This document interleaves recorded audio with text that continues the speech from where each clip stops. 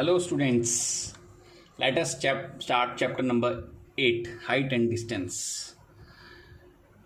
आपने देखा होगा कि बहुत ऊपर ऊपर बड़ी बड़े टावर होते हैं, मीनार होती है, माउंटेन्स होती हैं. तो इन सब की हाइट को कैसे फाइंड किया जाता है? एक्चुअल में इनकी हाइट को फाइंड करना बड़ा मुश्किल होता है, लेकिन हम ट्रिग्नोमेट्रिक रेशियो के द्वारा इन की हाइट और डिस्टेंस फाइंड आउट कर सकते हैं.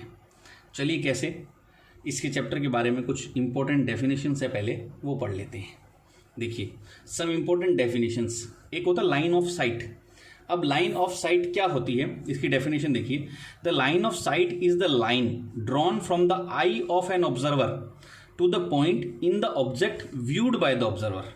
मीन्स इसका मतलब क्या है? इसका मतलब ये है कि लाइन ऑफ साइट वो लाइन होती है कि यदि हम किसी जगह पर किसी चीज़ को देख रहे हैं, सपोज करिए यहाँ पर मैं खड़ा हूँ, ये देखिए आई बनी हुई है, और यदि मैं इधर ये सामने देख रहा हूँ आपको, तो ये भी है तो लाइन ऑफ साइट ही, लेकिन ये हॉरिजॉन्टल लाइन है. और यदि यहाँ पर एक काइट उड़ रही है सपोज करिए, और मैं उस काइट को देख रहा हूँ, तो मेरी आँख से लेकर उस काइट तक जो एक लाइन बन रही है, एक काल्पनिक लाइन भी बोल सकते हैं उसको, वो लाइन ऑफ साइट कहलाती है हमेशा. जैसे कोई बिल्डिंग है, बिल्डिंग का टॉप है, मैं एक जगह पे हम नीचे खड़े होकर, बिल्डिंग से थोड़ी दूरी पर खड़े होकर बिल्डिंग के टॉप को देख रहे होते हैं, तो जो वहाँ से उस जो देख रहा है बंदा, उसके आँख से लेकर और बिल्डिंग के टॉप पे जो एक लाइन बन रही है, वो लाइन ऑफ साइट कहलाती है.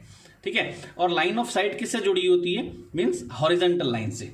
Line of site horizontal line से, और इनके द्वारा जो बन रहा होता है, एंगल जो बन रहा होता है, वो एक अलग ही एंगल होता है, उसे एंगल ऑफ एलिवेशन कहते हैं. पहले हम लाइन ऑफ साइट आपको समझ में आ गई होगी. इसमें देखिए ओ पॉइंट पे आई है, ठीक है ना, और पी पॉइंट पे कोई ऑब्जेक्ट है, जैसे मैंने बताया काइट है एक, ठीक है, और एक हॉरिजॉन्टल लाइन जो बन रही है वो ओ एक्स हॉरिजॉन्टल लाइन है, और ओपी जो लाइन बनी है वो लाइन ऑफ साइट कहलाती है.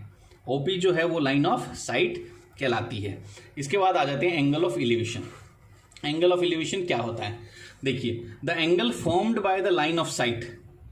लाइन ऑफ साइट के द्वारा बना हुआ angle with the horizontal line, जो मैंने ऊपर बताया, हॉरिजॉन्टल लाइन के साथ जो एंगल बनता है वो एंगल ऑफ एलिवेशन कहलाता है. बस एक चीज का विशेष ध्यान रखना, एंगल ऑफ एलिवेशन मींस यदि हम किसी चीज को ऊपर की तरफ देख रहे होते हैं, किसी चीज को कहां पर देख रहे होते हैं, ऊपर की तरफ देख रहे होते हैं, तो एंगल ऑफ एलिवेशन बनता है हमेशा. जैसे मैंने अभी बताया ऊपर एग्जाम्पल में, यदि काइट को हम देख रहे हैं तो एंगल ऑफ एलिवेशन बनेगा.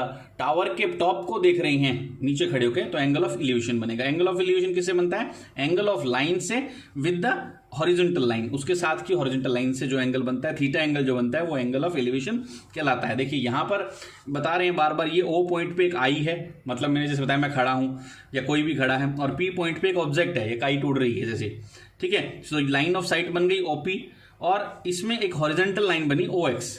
हॉरिजॉन्टल लाइन बनी मतलब काइट के एकदम नीचे, काइट के एकदम नीचे, वहां से यहां तक की दूरी, दैट इज हॉरिजॉन्टल लाइन. और इससे जो एंगल बन रहा है थीटा एंगल, वो एंगल ऑफ एलिवेशन कहलाता है. नेक्स्ट आ जाते हैं angle of depression. Angle of depression. The angle of depression of a point on the object being viewed is the angle formed by the line when the point is below the horizontal line. Angle of depression तब बनता है जब हम ऊपर से नीचे की तरफ देख रहे होते हैं. सपोज करिए हम ब्रिज पर खड़े हुए हैं, सपोज करिए ये है ब्रिज, सपोज करिए ये ब्रिज है, और हम ब्रिज पे खड़े हुए हैं, और नीचे जो रिवर जा रही है उस पर एक बोट है, हम यदि ब्रिज पर से बोट को यदि हम देख रहे हैं, यदि हम ब्रिज पर से बोट को देख रहे हैं, तो वो हो गई लाइन ऑफ साइट. और जो हॉरिजॉन्टल लाइन ऊपर बन रही है, मतलब जो ब्रिज है, इस पर जो एंगल बन रहा है वो एंगल ऑफ डिप्रेशन कहलाता है. मीन्स ऊपर से नीचे देखते हुए जो एंगल बनता है वो एंगल ऑफ डिप्रेशन कहलाता है. इसमें देखिए ओ पॉइंट पर आई है, और पी पॉइंट पे एक ऑब्जेक्ट है, या बोट पे जैसे मैंने बताया बोट है, ठीक है, और ओपी लाइन है, ओपी जो लाइन है वो लाइन ऑफ साइट है, और ओ एक्स हॉरिजॉन्टल लाइन है यानी, और इस पे जो एंगल बन रहा है एक्स ओ पी, वो कहलाता है angle of depression. Angle of depression. देखिए इस सम को सॉल्व करने के लिए, इस चैप्टर को सम को सॉल्व करने के लिए कुछ इंपॉर्टेंट बातें जानना बहुत जरूरी है. जैसे सबसे पहले क्वेश्चन को बिल्कुल केयरफुली रीड करना, सबसे पहले क्वेश्चन को बिल्कुल केयरफुली रीड करना। Draw the figure. एक सबसे बड़ी इंपॉर्टेंट बात है इस चैप्टर की कि यदि फिगर आपने सही बना लिया तो डेफिनेटली आपका क्वेश्चन सही हो गया, ये मान लेते हैं। फिगर आउट हमेशा सही करना है, जैसे जैसे वो क्वेश्चन में बताता है वैसे वैसे हमें फिगर आउट करना है। फिर prepare the right angle triangle. ये बात एकदम क्लियर है कि ट्रिग्नोमेट्री जो भी आधारित है सारी राइट एंगल ट्रायंगल पे आधारित है। तो एक राइट एंगल ट्रायंगल बनाना किस तरीके से कि उसमें कितनी लाइन ऑफ साइट कौन सी है, ठीक है ना, और हॉरिजॉन्टल लाइन कौन सी है, ये चीजें इसी तरह से बनाना। फिर in right angle triangle express trigonometry ratio. और राइट एंगल ट्रायंगल में ट्रिग्नोमेट्री रेशियो को एक्सप्रेस करना। कौन कौन से रेशियो है, जो साइन कॉस टेन, मेनली तीन ही काम में आने वाले, साइन कॉस और टेन, और सबसे ज्यादा टेन काम में आएगा, of given angles in the terms of given sides. जो हमें साइड्स दी हुई होगी उस पर आधारित होगा, और उसे देखकर हम पता लगा सकते हैं कि हमें कौन सा रेशियो यहां पर यूज करना है। देखिए एक चीज और, ये जैसे डायग्राम बना हुआ है आपको दिख रहा है, ये एंगल ऑफ डिप्रेशन है। ये ऊपर से मैंने बताया जैसे ब्रिज है, यहां से हम देख रहे हैं तो ये एंगल जो बन रहा है एंगल ऑफ डिप्रेशन है। यदि यही चीज यहां से नीचे से ऊपर देखी जाएगी तो हमें बन रहा है एंगल ऑफ एलिवेशन। तो एक चीज इसमें विशेष ध्यान रख रहे हैं आप, ये लाइन और ये लाइन पैरेलल्स आ रही है, और ये दोनों एंगल कौन से हैं, ये दोनों एंगल कौन से बन रही है बताइए, इंटीरियर अल्टरनेट एंगल्स जो हमेशा इक्वल होते हैं। तो एंगल ऑफ एलिवेशन और एंगल ऑफ डिप्रेशन हमेशा इक्वल ही होते हैं। एक यदि दिया हुआ तो हम दूसरा फाइंड आउट कर सकते हैं। Both angles are equal because they are alternate angles. अब देखिए सम्स जो होंगे क्या होगा, mostly sums will be based on sums. जो थीटा एंगल जो दिया होगा अधिकतर तीन ही काम में आने वाले, 30, 45 and 60। 30 degree, 45 degree and 60 degree. ये फॉर्मूला आपको सबको याद होगा, मैं पहले ही बता चुका हूं। पंडित बद्री प्रसाद हर हर बोले mean sine theta, P upon sine theta, ठीक है, और B upon H means cos theta, और P upon B means tan theta.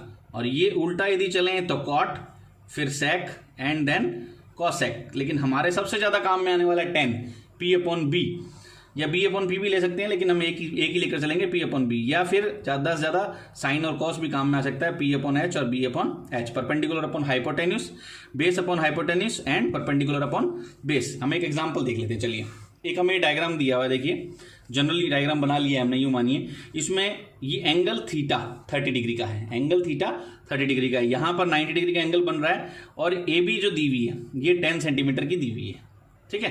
Perpendicular हमें दिया हुआ है and we have to find out the base, और बेस हमें फाइंड आउट करना है। तो हम क्या करेंगे, कौन सा फॉर्मूला लगाएंगे, देखिए टेन थीटा का वाला लगाएंगे, परपेंडिकुलर और बेस। तो tan theta is equal to p upon b, perpendicular upon base. Perpendicular क्या है, ए बी, तो परपेंडिकुलर की जगह ए बी लिख देंगे, और बेस क्या है, बी सी, तो बेस की जगह बी सी लिख देंगे। और यहां पर थीटा का जितना वैल्यू कितनी है, 1030, तो 1030 इक्वल 10 अपॉन एक्स, क्योंकि ए बी हमें 10 दी हुई है, ठीक है। तो अब 1030 की वैल्यू रख देंगे। सबको मालूम है 1030 की वैल्यू 1/√3 होती है, बिल्कुल याद कर लीजिए, उल्टा चलेगा हमेशा। 1030 और 1060, 1030 की वैल्यू हमेशा 1/√3 होती है, और 1060 की वैल्यू हमेशा √3 होती है। तो 1/√3 equal 10 upon x, cross multiply कर देंगे, एक्स को 1 से मल्टीप्लाई किया एक्स, और 10 को √3 से मल्टीप्लाई 10√3, ये बाय क्रॉस मल्टीप्लीकेशन से आ जाएगा। एक एग्जाम्पल हम और देख लेते हैं, अच्छी तरह समझ में आ गया होगा। वैसे ये इसमें देखिए एक राइट एंगल ट्रायंगल बना हुआ है, 30 डिग्री की जगह थीटा एंगल दिया हुआ है 60 डिग्री का, ठीक है, और परपेंडिकुलर हमें दी है 12 सेंटीमीटर की। तो 1060 है, 60 डिग्री दिया, 1060 is equal to a b upon b c, a b upon b c, perpendicular upon base. 1060 की वैल्यू होती है √3 इक्वल 12 अपॉन एक्स, तो x को √3 से मल्टीप्लाई किया तो x √3 equal 12, x is equal to 12 upon √3, 12 upon √3। देखिए जब भी नीचे रूट में डिजिट आ जाती है तो हम क्या करते हैं, मैंने पहले भी बताया हुआ है, याद होगा आपको, रैशनलाइज। क्या करते हैं, रैशनलाइज। हम रैशनलाइज करते हैं, नीचे की संख्या को आगे दोबारा 2 बार ऊपर नीचे दोनों साइड में बराबर से मल्टीप्लाई कर देते हैं। तो हम इसको 12√3 को दोनों जगह √3 से मल्टीप्लाई कर देंगे, न्यूमरेटर में भी और डिनोमिनेटर में भी, जिससे कुछ भी फर्क नहीं पड़ेगा। तो 12 को √3 से मल्टीप्लाई किया 12√3, और √3 को √3 से मल्टीप्लाई किया तो क्या आएगा 3, तो 3 4 जा 12 कट जाएगा आपस में, 4√3 आंसर आ जाएगा। ठीक है, बिल्कुल क्लियर है। अब एक चीज इससे क्या पता लगेगा, एक मैं छोटा सा फॉर्मूला बता रहा हूं, फॉर्मूला नहीं है मतलब ये चीज हम आंसर पता लगा सकते हैं कि आंसर सही है गलत है या क्या आएगा। जब थीटा की वैल्यू हमें दी हुई है, जब थीटा 30 हो, जब थीटा 30 हो तो बेस हमेशा परपेंडिकुलर से √3 टाइम्स ग्रेटर होगा।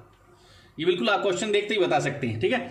और जब थीटा की वैल्यू 60 दी हुई है तो परपेंडिकुलर बेस से रूट 3 टाइम्स ग्रेटर होगा। और यदि थीटा की वैल्यू 45 है तो परपेंडिकुलर और बेस दोनों हमेशा ही बराबर होंगे। बिल्कुल क्लियर।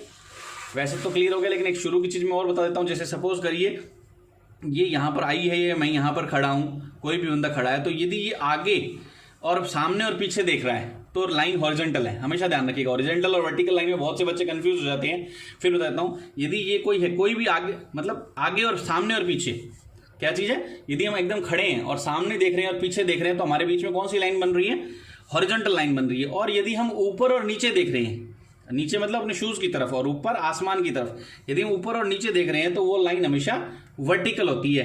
और यहाँ पर अधिकतर हम सारे क्वेश्चंस हॉरिजॉन्टल लाइन के ही सॉल्व करेंगे। एक चीज़ और बीच में और बता देता हूँ थोड़ा सा, कि जैसे ये हॉरिजॉन्टल लाइन है, मैंने बताया यहाँ पर हम इस तरह की दूरी है। अब हम सपोज करिए यहाँ देख रहे हैं, अभी तो हम यहाँ देख रहे थे, अब हम यहाँ देख रहे हैं तो ये एंगल एक बन रहा है, यहाँ देखने से ये एंगल बन रहा है। तो ये जो एंगल है, ये एंगल कौन सा बन रहा है, ये एंगल बन रहा है एलिवेशन।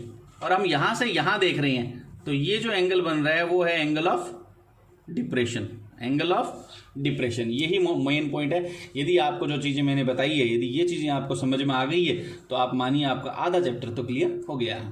नेक्स्ट वीडियो में इसके क्वेश्चन आंसर स्टार्ट करेंगे। ओके, तब तक के लिए हैव ए गुड डे।